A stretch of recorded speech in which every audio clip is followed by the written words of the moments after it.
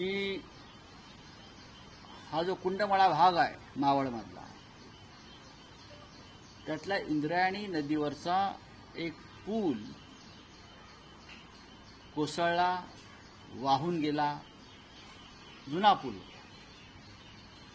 आणि नक्की किती लोक मृत पावलेत याच्याविषयी खरा आकडा अद्याप बाहेर आलेला नाही. लोक वाहून गेले. त्या पुलावर 100 पेक्षा जास्त लोक पर्यटक तिथे उपस्थित होते आणि तो पूल कोसळला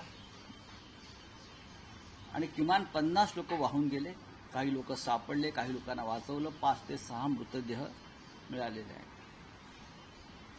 विकासाच्या गोष्टी करताना आपण आमच्याशिवाय कोणी विकास करू शकत नाही. माझा प्रश्न अजित पवारांना सुद्धा आहे. त्या जिल्ह्याचे पालकमंत्री सन्माननीय अजित पवार आहेत अनेक वर्ष, आणि आपण त्या जिल्ह्याचे पालकमंत्री असल्याबद्दल त्यांना गर्व आणि अहंकार सुद्धा आहे की मी आणि पुणे जिल्हा हे कोणी वेगळं करू शकत नाही. मग कालच्या दुर्घटनेची जबाबदारी अजितदादा पवार पालकमंत्री म्हणून आपण घेणार आहात का, की झटकून टाकणार आहात? कारण तुम्हाला मी काल काहीतरी एक पाहिलं, एका पत्रकाराला दम देत होते. त्यांना सगळंच माहीत असतं. मग त्यांना हा पूल जुना झाला आहे आणि त्या ठिकाणी आपला आमदार आहे सुनील शेळके नावाचा, ज्याला घेऊन ते फिरत असतात, ज्याच्या निवडणुकीवरती कोट्यावधी रुपये खर्च झालेले आहेत, कोट्यावधी.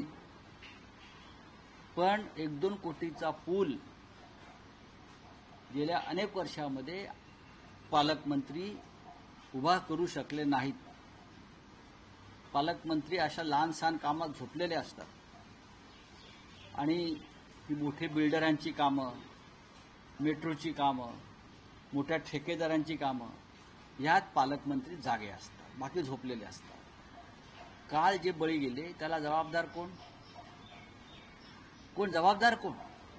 हे अजितदादा पवारांनी सांगायला पाहिजे. आणि सरकार या बाबतीमध्ये किती गंभीर आहे.